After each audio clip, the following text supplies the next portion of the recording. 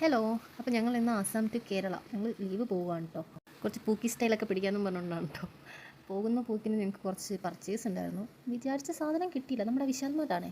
ഞാൻ വിചാരിച്ചത് കേരളത്തിൽ മാത്രമേ ഉള്ളൂ എന്നാണ്. പക്ഷേ നമ്മുടെ ആസാം വരേക്കും ഇഫ 5 സ്റ്റാറിനെ ഞെക്കിപ്പിടിയുന്നുണ്ടായിരുന്നു. എന്താണ് ഇതിൽ കൂടുതലെന്ന് നോക്കുമായിരിക്കും. ക്വാർട്ടേഴ്സിൽ നിന്ന് പുറത്തിറങ്ങിയ സന്തോഷം അത് നാലാൾ അറിയട്ടെ എന്ന് പറഞ്ഞിട്ട് അപ്പോൾ തന്നെ എടുത്ത് സ്റ്റോറിയാക്കി. പക്ഷേ ഞങ്ങളാരോടും പറഞ്ഞിട്ടില്ല കേട്ടോ വരുന്ന കാര്യം. നമ്മളിവിടെ ട്രിപ്പ് പോകുന്ന സന്തോഷത്തിലാണ് ഇഫ കണ്ടോ ചാടി പോകുന്നത്. റെയിൽവേ സ്റ്റേഷനിലെത്തി. അങ്ങനെ ട്രെയിൻ വരാൻ വേണ്ടിയിട്ട് കാത്തിരിക്കുകയാണ്. ഞങ്ങൾ രാജധാനിയായിട്ടോ ഞങ്ങൾ ബുക്ക് ചെയ്തിരിക്കുന്നത്. അപ്പോൾ ട്രെയിൻ വരാൻ വേണ്ടിയിട്ട് വെയിറ്റ് ചെയ്യണം. അതാ ട്രെയിനൊക്കെ വന്നു. നമ്മൾ സീറ്റ് ഉറപ്പിക്കാൻ വേണ്ടിയിട്ട് പോകും. ഞങ്ങൾ രണ്ടാൾക്കും 2 ബോഗികളാണ്. ഇവർ ബുക്ക് ചെയ്തതിന് ശേഷമാണ് ഞങ്ങൾ ബുക്ക് ചെയ്തത്. അതുകൊണ്ട് 2 പേർക്ക് 2 ബോഗി. പക്ഷേ എല്ലാവരും ഒരുമിച്ചാണിരിക്കുന്നത്. അതാണല്ലോ അതിൻ്റെ ഒരു ഏത് ആസാമിൽ നല്ല വെയിലായതുകൊണ്ട് തന്നെ അവിടെ നിന്ന് രക്ഷപ്പെടണമെന്നുള്ളൊരു ഇതായിരുന്നു. കാരണം നാട്ടിൽ ചൂടായപ്പോൾ അവിടെ നിന്ന് ചാടി ഇങ്ങോട്ട് വന്നതാണ്. നാട്ടിൽ മഴയാണ് തണുപ്പാണെന്ന് പറഞ്ഞപ്പോൾ പിന്നെ ഒന്നും നോക്കി ട്രെയിൻ അങ്ങ് ബുക്ക് ചെയ്തു.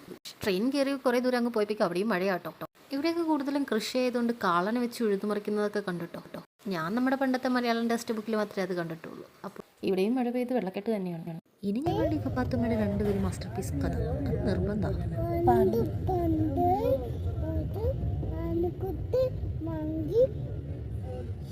അയ്യടാ എൻ്റെ ക്യൂട്ട് ഇഫത്ത് ലീവ് വരുമ്പോൾ ശരിക്കും ഇഫത്തിന് മിസ് ചെയ്യും. ഇവർക്ക് പോസ്റ്റിംഗ് വന്നിട്ടോ. ഉത്തരാഖണ്ഡിൽ ഇവർക്ക് പോസ്റ്റിംഗ് വന്നത്. യാത്രാ പൊറോടി ഒഴിവാക്കാൻ വേണ്ടി ഞാൻ യൂണോ കാർഡൊക്കെ എടുത്തിട്ടാണ് കേട്ടോ വന്നത്. ഞങ്ങൾക്ക് ഒരു മലയാളി ഫാമിലിനെയും കൂടി കിട്ടിയത് കൊണ്ടിട്ട് നല്ല കളിയായിരുന്നു. ഭയങ്കര കളിയായിരുന്നു. അതുകൊണ്ടിട്ട് സമയം പോയി തറഞ്ഞില്ല. കളിയിൽ ഞാൻ കേട്ടോ വിന്നത്.